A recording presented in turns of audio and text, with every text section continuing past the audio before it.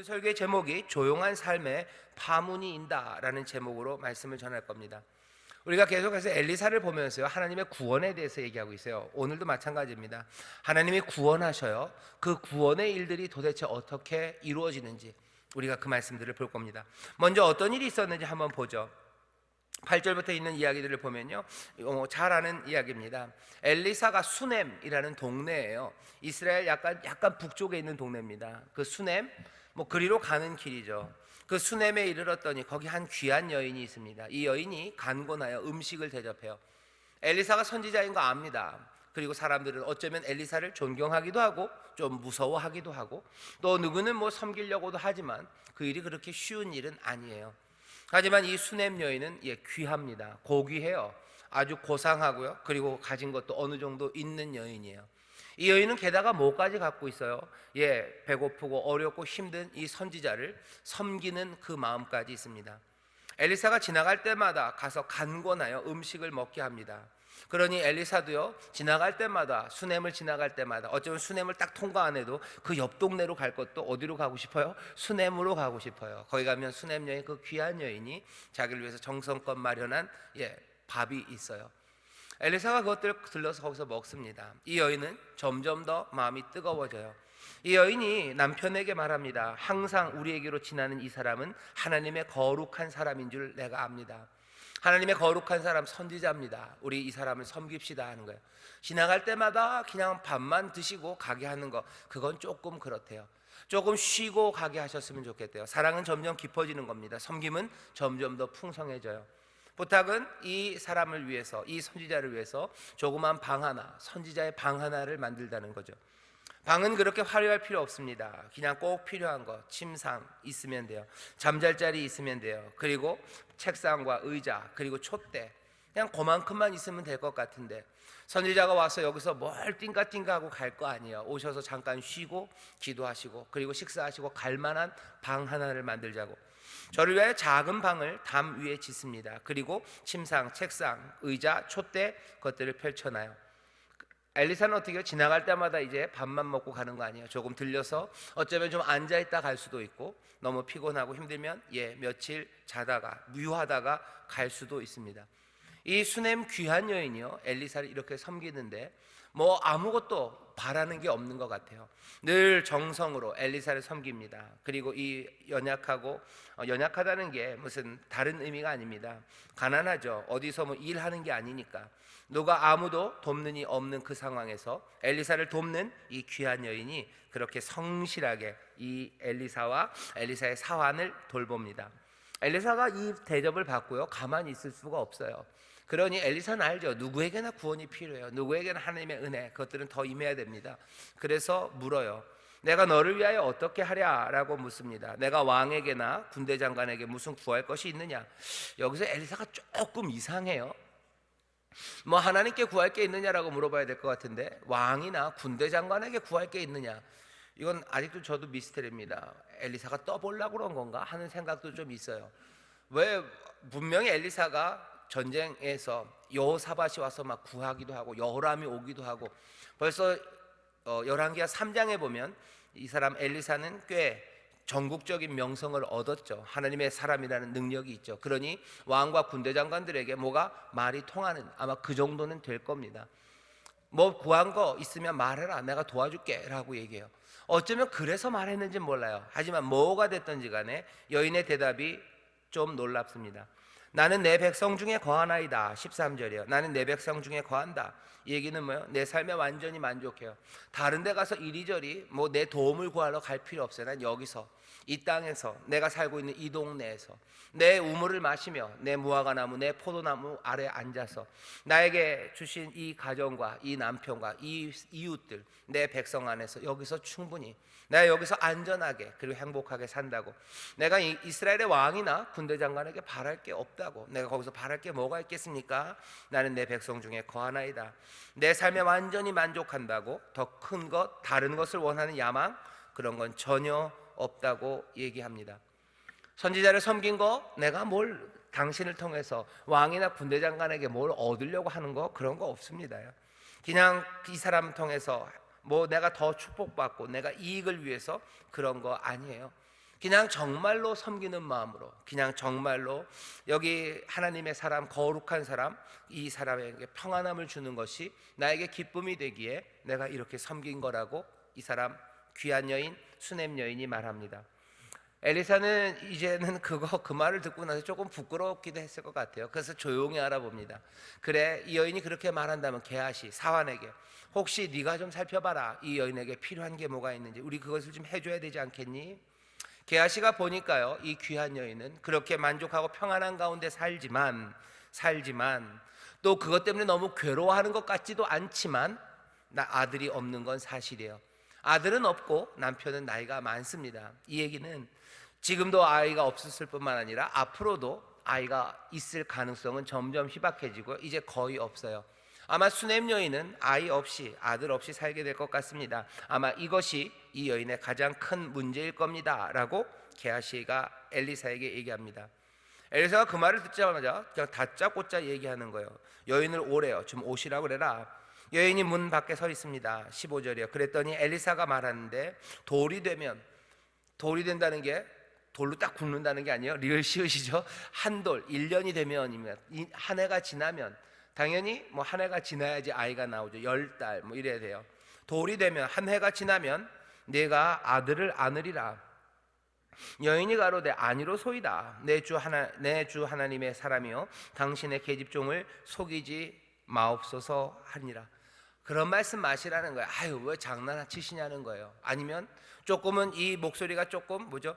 화가 났는지도 몰라요. 왜 이러세요? 라고 했는지도 몰라요. 왜? 어쩌면 이건 상상이지만 수냄 여인이 아이를 낳지 못하는 것 때문에 많은 사람들이 수냄 여인에게 와서 나중에 예수님 때 뭐 혈루증 앓았던 그 여인처럼 아이 못 낳는 것 때문에 뭐 이 방법 저 방법 비방들을 얘기하면서 아마 이 귀한 집에서 많은 것들을 뜯어간 사람들도 있을 거고, 그 사람들이 꼭 나쁜 건 아닐 겁니다. 자기에게 효험을 받기 때문에 뭘 이렇게 하면 된다고들 하면서 아마 못 먹을 것도 먹게 했을지도 모르고 이것저것 하게 했을지도 모릅니다.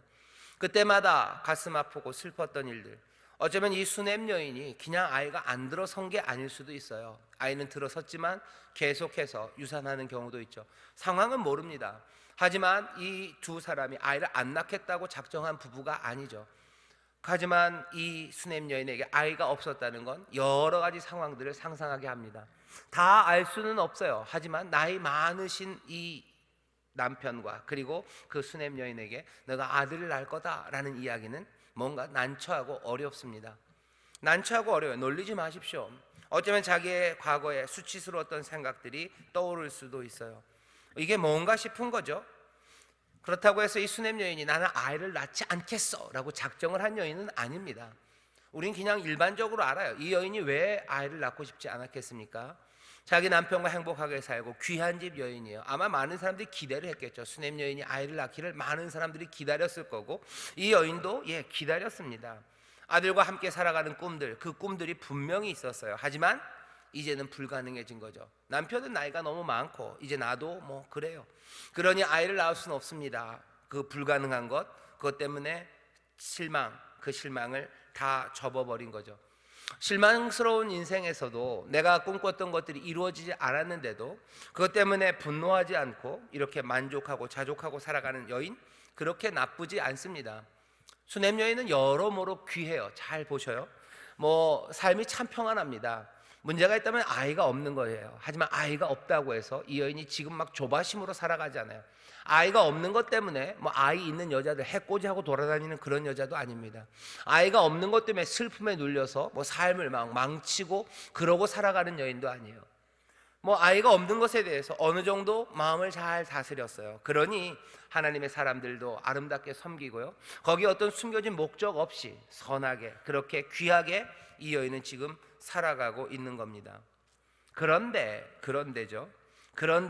아이가 너희가 돌이 되면 네가 아들을 낳을 거라고 이 말씀을 던져요. 놀리지 마시옵소서, 속이지 마시옵소서 그래요. 그런데 17절입니다. 여인이 과연 잉태하여 돌이 돌아오매 엘리사의 말한 대로 아들을 낳았더라 이렇게 돼 있어요. 이게 뭐가 다 우리는 어른들이니까 좀 압니다. 이게 그냥 가만히 이 여인이 고만히 있는데 아이를 낳은 거는 아니에요. 아이를 낳게 되는 과정들이 있었겠죠. 그것들 다 설명할 필요는 없어요. 이 여인의 삶 가운데 분명히 아이를 낳는다는 말이, 그리고 이 여인의 마음, 그리고 삶, 행동, 그것들을 흔들어 놓은 게 분명합니다. 이 예언의 말씀은, 이 약속의 말씀은 여인을 흔들어요. 실망해서, 그리고 내 꿈이 안 이루어지고 기대가 안 이루어져서 겨우 다독이며 살았습니다. 하지만 그 다독였던 그 만족감, 그런 삶을 어지럽혀 놓는 거죠. 하나님의 말씀이, 하나님의 약속의 말씀이요, 이 여인의 삶을 휘젓기 시작한 겁니다. 그 뒤를 보면 그래요. 게다가 아이가 태어났는데 어린아이인 것 같아요. 엄마의 무릎에 누워서 죽은 걸 보면 그래요. 어느 날 저기 자랄 때, 어느 정도 자랐을 때 아이가 갑자기 머리가 아프다고 아이고 머리야, 아이고 머리야 그래요. 아이고 머리야, 아이고 머리야 그러다 쓰러집니다. 엄마한테 좀 데려가 봐라. 엄마한테 데려갔지만 늦었어요. 엄마의 무릎에서 한낮 동안 있다가 죽습니다. 이건 굉장히 슬픈 일이죠. 원인도 몰라 하루아침에, 그것도 내 사랑하는 아들이 내 무릎에서 죽은 거예요. 머리 아프다고 그러는데 손 쓸 거 아무것도 없어요. 그 절망이 대단합니다. 내 자녀가 그렇게 죽어가는데 내가 할 수 있는 거 아무것도 없이 거기서 그냥 그것만 지켜보고 있어야 됐던 그 엄마예요. 당장 생각나는 거죠. 누가 아들을 달라고 내는 거예요. 몇 년 길렀어요. 아이고 그래 몇 년이라도 길렀으니 기쁨이라고. 아니요, 나 그 전에 아들 때문에 안달복달했던 여인 아니에요. 내 인생은 평안했고요, 얼마든지 선하게 잘 살 수 있었는데 괜히 하나님이 아들을 주신다 그런 거예요. 괜히 아들을 주신다고 그래놓고서 어떻게 한 거예요? 이제 또 아들을 데려가신 거예요. 이 여인의 삶이 만만치 않아졌습니다. 왜 그런 거예요? 하나님의 말씀, 그리고 하나님의 약속이 이 여인에게 다가왔기 때문이에요. 조용한 삶의 파문이 있는 겁니다. 불가능하다고 생각해서 다 접었던 것, 생각하지도 않았던 것, 거기에 약속, 그것들을 가져다 던져 놓으시면서 이 여인의 삶을 하나님이 부르시면서 파문이 일어요. 오늘 설교의 제목이 조용한 삶의 파문이 인답니다. 하나님께서 우리의 인생을요 확 휘몰아 가시는 것 같아요. 하나님의 부르심이 좀 그렇게 보입니다. 이 여인 큰 거 바라는 거 없어요. 아이 바라지도 않았습니다. 근데 굳이 아이를 주신다 하시더니 아이는 죽고, 그리고 또 그렇게 슬픔 가운데 어려움에 처하게 됩니다. 아이가 없었다면 당하지 않았을 난리예요. 그런데도 불구하고 이 여인의 삶을 향하여 하나님의 약속이 이 삶을 다시 휘 감아 들이시는 거죠. 이 여인, 수냄 여인만 그런 건 아닙니다. 가만히 보시면 조용한 삶의 파문이 일었던 사람들은 꽤 많습니다. 여러분들 다윗 보셔요. 다윗은 집안의 막내예요. 그냥 조용히 베들레헴 저 밭들역에서요 그냥 양치고 살았어요. 다윗이 왕이 되겠다는 무슨 각오로 칼을 갈고 그렇게 컸던 사람이 아닙니다. 그냥 양치며 살았어요. 아버지가 맡긴 그 일들 하며 그렇게 살았어요. 다윗은 아마 평생을 그렇게 목자로 살 거라고 생각했을 겁니다. 왕이 되겠다고 한 적 없어요. 왕이 되겠다고 생각을 했으면 무슨 사무엘이 자기는 동네로 온다고 그랬을 때 동네 친구 녀석들한테 쫙 깔아놨다가 아 그래? 그러면은 뭐 사무엘이 오니 폼 좀 잡고 뭐 하고 머리에 기름이라도 쫙 바르고 뭐 폼 나는 목소리, 그런 거 없습니다. 다윗은 그냥 양치다가 그냥 불려왔을 뿐이에요. 자기 형아들 다 보고 안 된다고 그러니까 그냥 왔는데 사무엘 앞에 섰을 때 하나님이, 여호와 하나님이 사무엘에게 이 사람이다, 얘에게 기름 부어라. 그래서 그냥 졸지에 기름을 맞은 사람이 다윗입니다. 그리고 나서 어떻게 돼요? 기름 부음을 받고 나서 뭐가 달라진 게 있어요? 달라진 것도 별로 없어요. 그냥 양치입니다. 양치다가 그냥 아빠 심부름으로 또 형아들에게 먹을 것 갖다 주러 가요. 거기 가가지고 골리앗 만나서 골리앗과 싸우고, 골리앗 싸우는 바람에 어찌어찌 하다가 사울의 궁에 들어가고, 그래서 사울의 미움을 받아가지고 국제적인 도망자로 도망 다닙니다. 다윗 조용히 양칠 수 있어서요 그냥 그렇게 살면 됩니다. 자기 아버지 이새의 집에서, 이새가 그렇게 가난한 것 같지는 않아요. 꽤나 유지 같은 사람이에요. 그냥 그 집에서 형아들대로 다 잘 되고 나는 나대로 양치며 살면 됩니다. 평안한 목동으로 살아가면 됩니다. 그런데 이 다윗에게 하나님께서 기름을 부으시고 왕을 삼으셨어요. 도망 다녀야 됐고, 골리앗과 싸우기 시작해야 됐고, 온갖 전쟁에 또 시련과, 그리고 또 아들에게 쫓기는 삶들과 눈물의 시간들, 그 파란만장한 삶들이 왜 그런 거예요? 하나님이 그냥 훅 기름을 부으셨어요. 다윗이 내가 그렇게 하겠다고 그랬나? 아니요. 왕 되고 싶은 사람이 눈꼽만큼도 없었습니다. 하지만 기름을 부으셨죠. 베드로, 신약에도 마찬가지입니다. 베드로가 언제 그리스도가 오시면 내가 그 메시아를 따라서 이 한 목숨 바쳐 세상을 구원할 무슨 사도가 되겠다, 그 불타는 사명으로 무슨 민족 중흥의 역사적 사명을 띠고 이 사람이 살아갔던 사람이 아닙니다. 아마 그냥 갈릴리의 청년이에요. 갈릴리 청년들이 갖고 있는 그냥 그 정도의 뜨거움, 아니면 그 정도의 아픔, 그것들 가지고 갈릴리에서 어부로 살았어요. 아마 대대로 어부였을 겁니다. 아버지 친구들도, 내 친구들도 몽땅 다 어부예요. 갈릴리 바다라면 바삭해요. 갈릴리 바다가 꽤나 고기가 잘 잡힌답니다. 고기가 잘 잡히니까 또 뜯어가는 사람들도 많아요. 이렇게 저렇게 뜯어가는 사람들도 많지만 그래도 평생을 또 앞대가 그렇게 살아왔어요. 아마 베드로가 친구들도 많았던 것 같고요. 그리고 갈릴리 바다에서 꽤나 고기를 좀 잡았던 친구 같아요. 베드로의 삶 괜찮아요. 내가 여기서 힘들고 어렵지만 나 여기서 어부로 살면 돼요. 내 자녀 내가 잘 길러서 나만큼이나 튼튼한 놈으로 몇 놈 낳아서 그 녀석들이랑 갈릴리 이 바다에 있는 이 물고기가 사라질 것 같진 않아요. 로마가 아무리 빼앗아가도 이 물고기들을 어떻게 하진 않겠죠. 내가 건강하고 그리고 내 어머니 계시고 나도 결혼해서 장모도 있고 이제 아이만 잘 낳아서 그냥 갈릴리 바다 어부로 살아간다면 살 수도 있습니다. 어디 아픈 데 없고 튼튼해요. 친구들도 많고 거기서 내가 전통이 있습니다. 그런데 어느 날이죠, 그냥 어떤 청년 하나가 내 배에 올라탄 거예요. 내가 타라고 온 거 아니에요. 내가 갈릴리 바다에서 유람선 운영하는 사람 아닙니다. 그런데 그냥 내 배에 타시더니, 그냥 내 배에서 가르치시더니, 나보고 금을 던지라 하시더니 어떻게 하는 거예요? 나를 따라오라고 하는 거예요. 그 말씀이, 그 기적이 나를 그냥 휙 감은 거죠. 언제 내가 그날 아침에 예수님 앞에 가겠다고 그랬어요? 내가 그 꿈들을 꿨어요? 아닙니다. 그냥 조용히 살고 있는 갈릴리 어부예요. 근데 그 배에 이 메시아 예수 그리스도가 타신 거예요. 금을 던지라고 하고 따라오려고 하십니다. 그때부터 일어나는 일은 베드로가 기대하지 않았던 삶이에요. 바닷사람이 광야를 헤매고 다녀야 돼요. 바닷사람이 그렇게 다닙니다. 나름대로 바닷사람의 뱃사람의 의리가 있다고 그랬는데요, 결국은 어떻게 그 의리를 그냥 땅바닥에 던져버리는 그 배신의 자리까지, 그 어렵고 힘든 자리까지 밀어넣은 거예요. 자기는 용감하고 배신하는 의리의 사나이라고 생각했는데 아니요, 세상이 만만치가 않네요.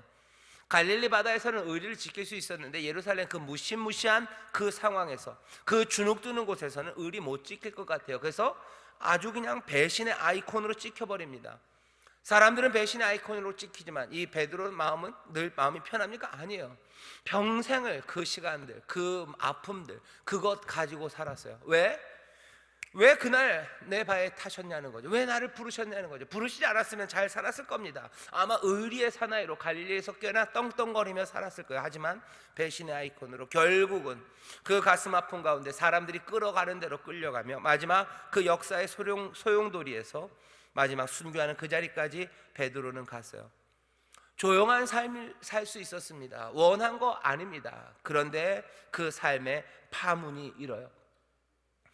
오늘 우리가 봐야 되는 건 이 여인도 마찬가지입니다. 수넴 여인도 마찬가지요. 늘 그러시나? 부르심이란 건 늘 그런가? 오늘 우리가 이 말씀 앞에서 생각해 봐야 되는 건 하나님의 약속, 하나님의 말씀, 하나님의 부르심이라는 것이 도대체 우리의 삶을 어떻게 만들어 가는가요? 여러분들 로마서 보면요, 바울이 그럽니다. 하나님이 그 뜻대로 부르신대요. 그 뜻대로 부르신 자들, 그 하나님을 사랑하는 자, 곧 그 뜻대로 부르심을 받은 자들에게는 어떻게 하신다고요? 모든 것이 합력하여 선을 이룬답니다. 오늘 말씀이 딱 그 말씀이에요. 그 뜻대로 불렀다는 건요, 두 가지 의미예요. 하나는 하나님의 선하신 뜻이에요. 이 파란만장한 삶이고, 그리고 이 삶이 우리가 기대하지 않은 거지만 이 삶을 부르신 이가 하나님이시라면 그 뜻은 선하신 뜻인 줄 믿습니다. 인생이 조용히 살 수 있었을 것 같지만 하나님이 나를 부르셨어요? 그 뜻대로 나를 부르셨습니까? 그럼 우리는 믿음으로 고백해야 돼요. 좋으신 하나님 아버지가 그 은혜와 그 사랑이 나를 부르셨으니 이것이 가장 선하고 아름다운 부르심임을 믿으시기를 주의 이름으로 축원합니다. 내 인생을 내가 만들어가고 내가 설계하는 거 아니에요. 하나님이 부르셔요. 그런데 억울해하지 마셔요. 그리고 오해하지도 마셔요. 우리가 때로는 다 알 수 없고 그리고 그것들을 다 설명할 수 없어도 믿는 믿음은 뭐예요? 하나님은 선하셔요. 어떻게 합니까? 십자가예요. 우리를 사랑하셔서 자기의 아들을 내어주신 그 사랑입니다. 아들을 내어주시니가 우리에게 무엇인들 내어주지 않으시겠습니까?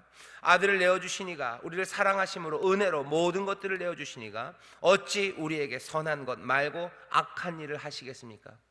하나님이 우리를 부르셨다면, 전제요, 그 뜻대로 부르셨다면 그 뜻대로 부르신 부르심은 가장 선한 것인 줄 믿습니다.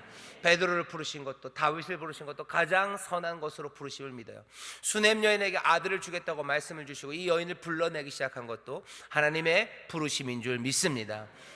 우리도예요. 베드로, 다윗, 이 여인들, 이 사람들만 아닙니다. 바울이 그러죠. 우리를 부르셨대요. 그 뜻대로 부르셨대요.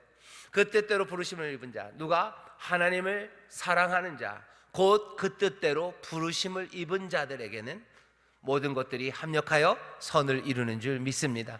그 뜻대로 부르셨다니 그 부르심은 늘 선해요. 두 번째, 두 가지라 그랬죠. 하나는 뭡니까?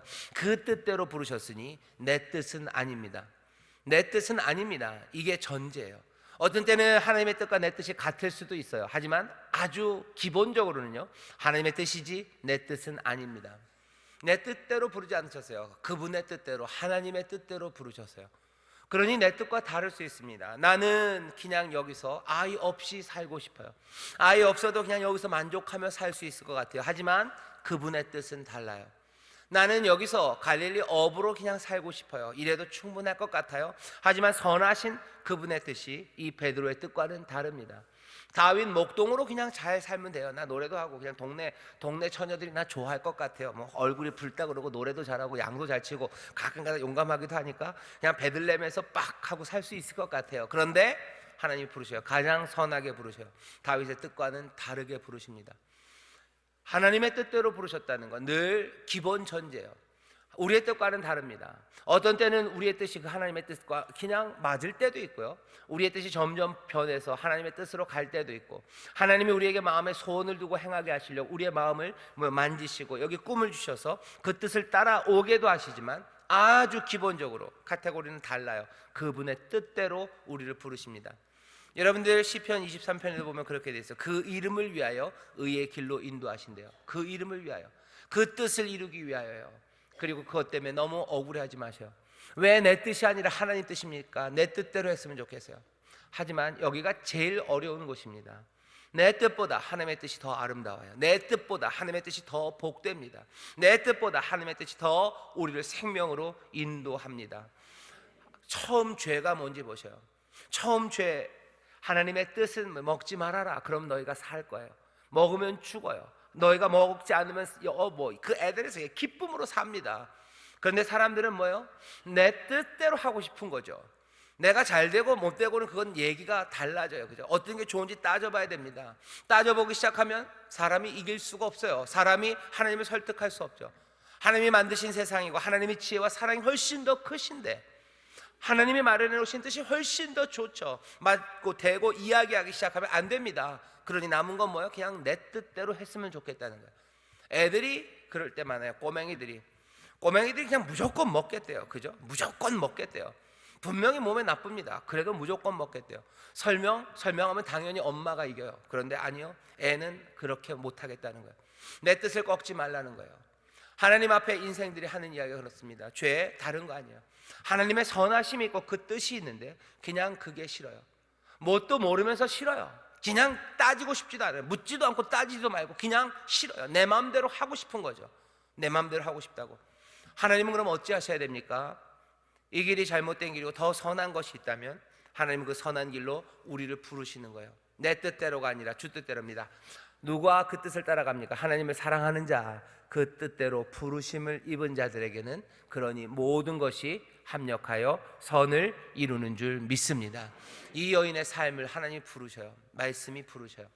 여러분들 이 말씀을 한번 보시면서 보셔요. 이 말씀이 이 여인에게 돌이 지나면 너 아이를 안을 거다라는 말이 들려졌을 때 이 여인에겐 도대체 무슨 일이 있었을까? 하나님의 부르심이 만드는 그 구원의 역사 가운데 좀 자세히 살펴봐야 됩니다. 이 여인은 그 아이를 낳는 말을 듣고 아이를 안을 거라는 말을 듣고 그냥 콧방귀 끼고 끝난 건 아닌 것 같아요. 왜냐하면 그 뒤에 있는 말씀들이 우리에게 알려주는 바가 많습니다. 이 여인은 말씀을 듣고서요, 뭔가 변화돼요. 뒤에 보면 어떻게 되죠? 아이가 죽었는데 이 여인 아이를 놓고 그냥 슬퍼요. 아이를 놓고 아이고 그냥 주님이 주셨으니 주님이 데려다 가셨나 봐요. 아니요, 그러지 않아요. 이 여인은 이 죽은 아이를 선지자의 방, 엘리사가 오면 머물렀던 그 방에 가져다 놓습니다. 그리고 문을 또 닫아요. 문을 닫습니다. 계속해서 지난주부터 문을 닫는 이야기가 나오는데 문을 닫아요. 왜? 지금 여긴 기적의 이야기들이기 때문에 그래요. 하나님의 기적을, 그리고 하나님이 역사하시는 방법을 몽땅 다 우리에게 보이시지 않아요. 문은 닫혀 있습니다. 하지만 문은 닫혀 있고 그건 모르지만 우리는 이 여인의 행동은 봐요. 이 여인이 달려갑니다. 가야 되겠대요. 엘리사에게 갑니다. 남편이 물어보죠. 너 왜 그러냐? 왜 그러냐? 어찌하여 저에게 가고자? 남편이 가로되 초하루도 아니고 안식일도 아니래요. 아마 여인이 초하루 그리고 안식일 때마다 가기도 하고 하나님 앞에 제사도 지냈나 봐요. 그런데 왜 오늘 그 사람에게 가고자 합니까? 갈 이유가 없죠. 남편이 생각하지 이제 다 끝났어요. 그냥 예배드리고 평상으로 돌아가면 돼요. 하지만 이 여인은 아니에요. 평상으로 예전으로 아이 없었던 상황으로 백할 수는 없습니다. 하나님이 나를 부르셔서 나에게 약속의 말씀을 주셔서 여기까지 오게 하셨어요. 그리고 어쩌면 이 여인에게는 아이가 돌이 지나면 너가 안고 있을 거다. 아이가 죽은 다음에도 여기도 문은 닫혀 있습니다. 하나님의 말씀이 어쩌면 임했는지도 몰라요. 뭐가 됐든지 간에 이 여인은 가로되 평안이니이다.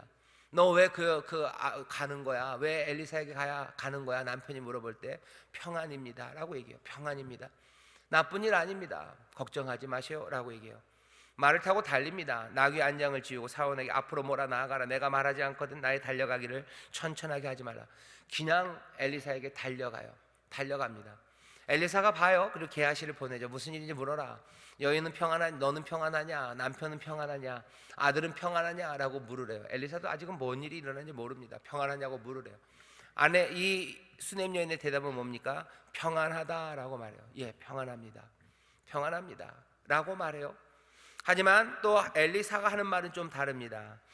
그 중심에 괴로움이 있다마는 여호와께서 내게 숨기시고 이르지 아니하셨도다.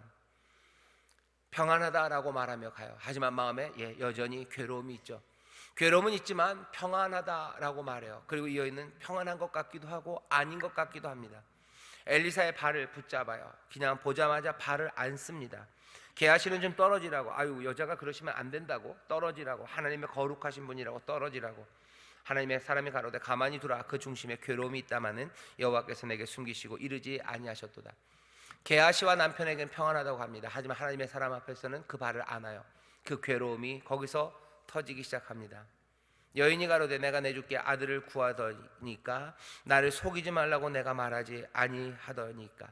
28절이에요. 그냥 딱 그 얘기입니다. 내가 언제 달라고 그랬습니까? 내가 왜 나를 이렇게 하십니까? 왜 나를 부르셨냐는 거예요. 왜 나를 부르셨습니까? 다윗이 그 기도를 안 했을까요? 베드로가 그 기도를 안 했을까요? 아니요, 그 기도 합니다. 이 사람들만 합니까? 아니요, 많은 믿음의 사람들이 합니다. 예수 믿고 삶이 변할 수밖에 없는 사람들, 왜 나를 부르셔서 이렇게 합니까? 라고 기도하는 거예요. 제일 좀 가볍고 좀 재밌는 건 어떤 여자가 예수 믿는 바람에 만화 영화를 못 본다는 여자들이 있어요. 주일날 아침에 교회를 가는데 저 때만 해도 아침에 만화 영화들 했어요. 딴 때는 재밌는 거 좀 안 하고 은하철도 999 이런 거 아침 8시 이럴 때 했는데 예수 믿는 게 너무 힘들대요. 왜? 은하철도 999를 못 본대요. 친구들은 다 보는데 왜 나를 부르셔서? 그 녀석에게 하나님이 하늘에서부터 부르신 건 아닙니다. 그 아이를 믿음의 가정에 태어나게 하시고 믿음의 가정에 아주 신앙을 온전히 가르치려는 엄마 부모를 통해서 이 아이를 믿음으로 인도하는 그 부르심이죠. 그 부르심에 이 아이의 삶에 파문이 있는 거예요. 흔들리는 거죠. 왜 내가 예수 믿어서 내가 왜 이 고생을 할까? 왜 예수 믿어서 내가 영화를 못 보고, 내가 왜 예수 믿어서 만화 영화를 못 볼까? 왜 내가 전에는 잘 놀러 다니는데 예수 믿는 바람에 뭐가 안 되는 거예요? 주말에 등산을 못 가는 거예요. 왜 내가 이 일을 할까요? 예수 믿는 바람에 나를 부르셔요. 구역장으로 부르셔요. 하나님 앞에 부르셔요. 내가 이 일을 하면서 왜 내가 이렇게 고생해야 될까? 조용한 내 삶 잘 살 수 있었는데, 아니면 내가 할 수 없는 일들을 자꾸 하라고 그러십니다. 내가 남들 앞에 나와서 웃는 거 못해요. 내가 남들 앞에 와서 무슨 노래를 한다고요? 천만의 말씀. 근데 왜 이런 걸 하라고 그러실까? 내가 남들 앞에서 잘난 척은 해도요, 남들 보지 않는 데서 조용히 섬기는 거, 그건 내 체질 아니에요. 나는 무대 체질이죠. 그런데 왜 나를 저 뒤편에서 그렇게 이곳에서 아무도 없는 곳에서 혼자 이 일을 하라고 나를 부르실까? 뭘까요? 하나님이 우리를 부르셔요. 하나님의 그 선하신 뜻대로 부르셔요. 가장 좋은 곳으로 부르셔요. 내 뜻은 아닙니다. 하지만 그 모든 것들이 합력하여 선을 이루도록 부르셔요. 이 부르심은 어떻게 임하는지 아셔요? 말씀으로 임합니다. 이 믿음은 들음에서 나요. 들음은 그리스도의 말씀으로 말미암습니다. 하나님의 말씀, 그 부르심이 들리면요, 그냥은 아니에요. 내 마음에 믿음이 생겨요. 하나님의 구원은 어떻게 임할까? 하나님의 약속의 말씀이 내게 들리고 내 안에 믿음이, 이 여인 마음에 믿음이 생겨요. 여전히 떨리고 여전히 어려운 일들이 있습니다. 하지만 이 여인은 어디에게로? 엘리사에게로 달려가요. 달려가기를 멈추지 않습니다. 평안하뇨 물을 때마다 평안하다 말해요. 하지만 그 앞에 또 엎드려서 믿음으로 신뢰함 가운데 묻습니다. 왜 이렇게 하셨냐고, 왜 이렇게 하셨냐고 묻는 거예요. 이 여인은 믿음으로 지금 구하는 겁니다. 의심은 아니에요. 신뢰하기 때문에 와서 말하는 거죠. 믿음은 여전히 들음에서 납니다. 그리고 들음은 여전히 그리스도의 말씀으로 말미암습니다. 여러분, 하나님의 부르심이 우리 가운데 들릴 거예요. 우리의 삶의 파문을 일게 할 겁니다. 여러분들 하나님 앞에 헌신하는 건 구역장뿐만 아니에요. 괜히 예수 믿는 바람에 뭐 하는 거? 11조 내는 거예요. 10분의 1. 그거면은 뭐 할 수 있는 게 뭐예요? 그거 3달만 모으면 테레비를 바꿀 수 있는데 라는 거예요. 그죠? 그거 5달만 모으면은 어때요? 뭐 어디라도 여행이라도 갈 수 있는데 왜 괜히 예수 믿는 바람에 뭐 놀러 가지도 못해요. 어제는 뭐 말씀을 준비하면서 그 생각해서 예수 믿는 바람에, 게다가 무슨 교역자들, 무슨 목회자로 부름받은 바람에 이 양반들이 설날에도 쉬지도 못하는구나, 그런 생각이 들어요. 그죠? 설 명절에 한번 제대로 쉬어본 적 교역자들 없으시죠? 목회자들 없으시죠? 어디 마음 편하게 놀러 가본 적 없으시죠? 왜 이렇게 부르시는 바람에 내가 그렇게 된 거예요. 안 그랬으면 나도 빵빵 놀러 다닐 수 있는 사람인데, 나도 주말, 명절, 뭐 주일날은 그래도 좀 예배 드리고, 명절이면 뭐 좋은 핑계로 어디도 가고 뭐든 좀 할 수 있는데, 목회자가 되는 바람에 교회에서 책임을 맡은 일들, 뭐 찬양대도 마찬가지입니다. 명절 때가 되면, 이번 명절은 좀 나아요. 배달 찬양대, 그쵸? 어떤 때는 막 추석가 이상하게 막 수요일에 막 추석에 걸려버리면 이거 괴롭습니다. 괴로워요. 그죠? 안 오시는 분들, 어쩔 수 없이 가시는 분도 괴롭고 오시는 분도 괴롭고 힘든 거예요. 내 조용한 삶의 파문이 있는 겁니다. 부르심이 그래요. 그런데도 불구하고 그 파문 가운데 떨리는 마음으로 어려워도 하나님 앞에 달려나오는 사람들, 왜 그런 거예요? 믿음, 신뢰가 있기 때문에 그래요. 이 신뢰는 어디서 옵니까? 믿음은 들음에서 와요. 그리고 그 들음은 그리스도의 말씀으로 말미암습니다. 우리를 부르시는 부르심이 그리스도의 말씀, 그 능력의 말씀으로 우리를 부르셨을 때, 이 부르심이 만들어내는 모든 삶의 파문들, 그 가운데서도 한 걸음 한 걸음 성실하게 그 부르심을 따라서 눈물로 기도하며 때로는 서로 격려하며 나아갈 수 있습니다. 분명한 건 부르심은 그냥 우리의 삶을 두지 않아요. 왜? 그 뜻대로 부르셨기 때문이에요. 내 마음대로 살아갈 수 있는, 바로 그걸로 딱 맞춤으로 부르시는 부르심, 그런 건 없습니다. 내 삶에 아무 파문도 일어나지 않는 부르심, 그런 건 없습니다. 부르심은 내 삶을 흔들어 놓는 거예요. 왜? 그 뜻대로 부르셨기 때문이에요. 더 선한 것으로 부르셨기 때문인 거예요. 더 의로운 것으로 부르셨기 때문이에요. 우리의 죄인된 인생을 하나님의 거룩한 삶으로 부르셨기 때문에 모든 부르심은 파문이일 수밖에 없습니다. 살던 대로 살겠다, 내가 그러면서 예수 믿겠다, 그런 건 없습니다. 내 뜻대로 살면서 내가 예수 믿고 살겠다, 그런 건 없습니다. 여기 있는 이 여인에게도 그래요. 다른 일들이 있어요. 하지만 그 가운데 이 여인은 믿음으로 하나하나 하나님의 구원, 하나님의 복 주신 거 회복, 그리로 향해 나아갑니다. 여러분들, 그러니 부르심을 받은 사람들에게 필요한 건 뭐예요? 믿음입니다. 그 말씀이 들려지고 그 말씀들을 믿기 시작할 때 부르심이 만들어낸 모든 삶의 파문과 그 흔들림들을 하나님께서 승리로 만들어 가실 줄 믿습니다. 의인은 믿음으로 그러니 사는 거예요. 들린 사람들, 그게 부르신 사람들, 그 사람들은 한 걸음 한 걸음 믿음으로 의로워지시기를 주의 이름으로 축원합니다. 믿음으로 의로워져요. 그렇게 되면 어떻게 되는지 아세요? 영화롭게 하실 거라고 바울이 얘기하죠. 또 미리 정하신 그들을 부르시고, 부르신 그들을 또한 의롭게 하시고, 또 의롭다 하신 그들을 또한 영화롭게 하셨느니라. 부르신 그들을 의롭게 하십니다. 어떻게 의롭게? 믿음으로 의로워지는 거예요. 믿음으로 그 부르심에 합당하게 살아갑니다. 의로워져요. 그리고 그 의롭다 하신 그들을 또한 영화롭게 하셔요. 오늘 보면 이 본문에 있는 이 수냄 여인 그대로 생각하면 돼요. 부르시고 하나님 복 주시고 그 사람 흔들어 놓으시더니 믿음으로 의로운 길, 그 길을 걸어가게 하셔요. 평안하다 말하며, 하지만 하나님 앞에 나와 기도하며 하나님 앞에 매달리며 그렇게 살아가게 합니다. 그 삶 가운데 영화로움, 아들을 다시 얻는 영광이요, 아들을 다시 얻는 영화입니다. 하나님의 구원, 그 능력을 봅니다. 믿음의 말씀을 들어요. 그러며 갑니다. 여러분들 두려워하지 마십시오. 여러분들이 믿는 그분은 모든 권세를 가지신 분이에요. 모든 권세를 가지셨을 뿐만 아니라 내가 너희와 항상 함께 하신다며 그 권세와 능력의 주님이 누구와? 우리와 함께 하시는 줄 믿습니다. 이 말씀을 들으셔요. 그래서 이 모든 삶의 파문들은 내 뜻대로 아니지만 내가 겪고 이겨야 되는 그 역경들, 거기에서 두려워하지 마시고 한 걸음 한 걸음 주가 주시는 능력으로 하나님 앞에 맡기며 그 감당할 수 없는 일이라도 믿음으로 달려 나오시고 순종하시기를 주의 이름으로 축원합니다. 여러분들, 그러니 믿음으로 살아가는 사람들, 부르심 받은 사람들, 내가 하지 못할 일들을 하게 될 거라고 미리 생각하셔요. 내가 하지 못할 일을 하게 될 겁니다. 내가 할 수 있는 일 말고, 잔잔하게 그 일 말고 내가 할 수 없는 일을 할 거예요. 물론 내가 할 수 있는 일을 합시다, 우리가 할 수 있는 일을 합시다 하는 말이 나쁘지는 않아요. 그 말은 우리가 할 수 있는 일을 합시다는 건 오히려 격려하는 말이 될 수 있어요. 뒤로 빼지 말고 우리가 할 수 있는 일 아닙니까? 합시다라는 말도 되고요.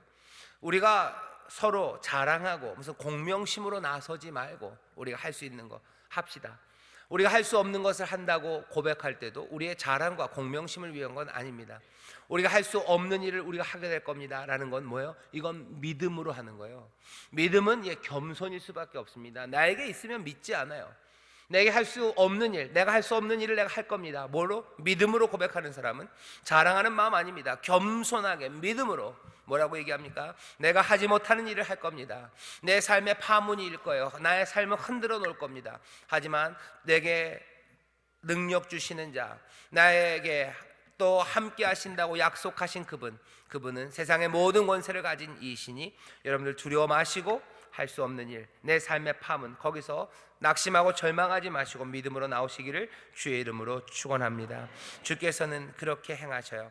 엘리사 여전히 구원의 일을 합니다. 긍휼히 여기며 이 고통과 아픔의 자리 그리로 가요.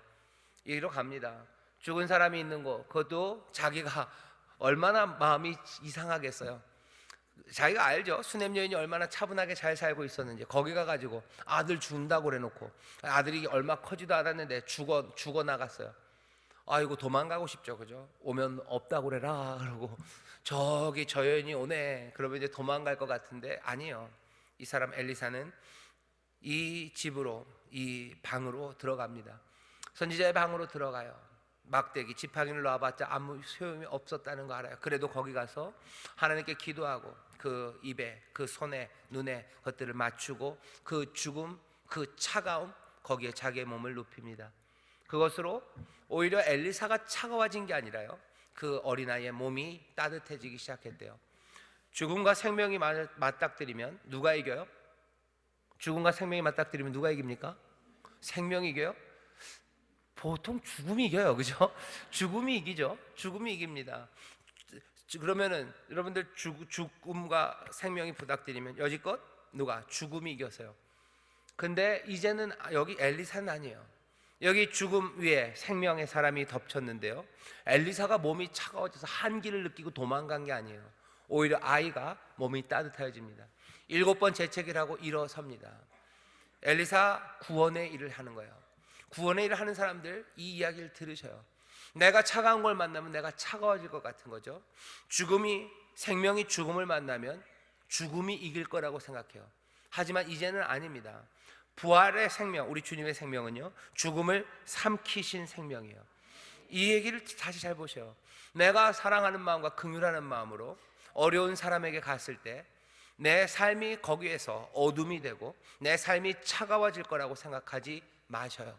오히려 그곳이 따뜻해지고 거기에 하나님의 은혜가 임하고 그곳이 변하게 될 것 믿으시기를 주의 이름으로 축원합니다. 악이 가득한 곳에 내가 가면 내가 악이 될 거라고, 우리는 연약하기 때문에 그렇게 될지 모릅니다. 하지만 믿음이 그것들을 고쳐낼 거예요. 병든 사람에게 갈 때도 마찬가지예요. 어려운 사람에게 고통 속으로 갈 때도 마찬가지입니다. 힘들고 어렵죠. 하지만 무엇이 이겨요? 부활의 생명이 이기고 은혜가 이길 것을 믿으며 나가시기를 주님의 이름으로 축원합니다. 하나님의 구원은 그렇게 이루어지네요. 긍휼하는 마음으로 고통 가운데 한 걸음 한 걸음 걸어가는 사람들, 그리고 또 하나님이 만들어 놓으신 그 부르심의 파문 가운데도 그 말씀을 붙잡고 믿음으로 나아가는 사람들, 그 가운데 하나님의 영광이, 하나님의 구원의 역사가 펼쳐지는 줄 믿습니다. 우리 안에도 이런 사람들, 그리고 이런 이들이 점점 더 분명하고 많아져서 하나님의 영광이 나타나길 바랍니다. 그러려면 어떻게 돼요? 그리스도의 말씀에서 말미암는데요, 여러분들 예배하며 기도하며 서로 격려하며 하나님의 말씀을 전하셔요. 서로 선포하셔요. 그리고 그 말씀을 마음에 묵상하십시오. 그 가운데 믿음은 자라나기 시작해요. 그 믿음이 두려움 없이 은혜를 행하게 하고, 그 믿음이 하나님의 말씀 따라 그 파문이 있는 세상에서도 한 걸음 한 걸음 깨진 마음 가지고도 하나님 앞에 평안을 말하며 주 앞에 나와 기도하며 하나님의 놀라운 영광과 구원, 그리고 새 세상을 열게 됩니다. 하나님이 주시는 선물들, 그 생명이 우리 가운데 넘치게 될 줄 믿습니다. 믿음의 사람, 은혜를 의지하는 사람들, 그 사람들이 우리 교회 그리고 구역에, 우리의 가정에 넘쳐나게 되시기를 주의 이름으로 축원합니다. 기도하겠습니다. 하나님 아버지 감사합니다. 우리의 조용한 삶이지만 주님이 우리를 부르십니다. 하나님의 약속의 말씀이 하나하나 이루어지는 그 가운데 아버지 하나님, 고요하기만 할 수 없습니다. 없었던 일들, 순종들, 어쩌면 전에 없었던 가슴 아픔들, 눈물들, 아버지 하나님 한 걸음 한 걸음 서로 격려하며 걸어가야 되는 여러 가지 시련들, 아버지 하나님 부르심이 우리를 아버지 하나님 전에 없었던 어려움과 역경 가운데로 부르시나 그 뜻이 가장 선하며 또 그 뜻을 아름답게 이루실 것을 믿사오니 믿음으로 한 걸음 한 걸음 주를 신뢰함으로 나아가는 자들 되게 하여 주옵시고, 그 은혜 따라 하나하나 함께 수고하며 애쓰며 나가는 하나님의 귀한 자녀들 되게 하여 주옵소서. 거기에 다시 살아나는 역사가, 하나님의 영광이, 하나님의 복주심이 넘칠 줄 믿사오니 주의 부르심 따라 기쁨으로, 주의 부르심 따라 믿음으로 한 걸음 한 걸음 함께 걸어가는 우리 모두가 되게 하여 주옵소서. 감사드리며 예수님 이름으로 기도하옵나이다. 아멘.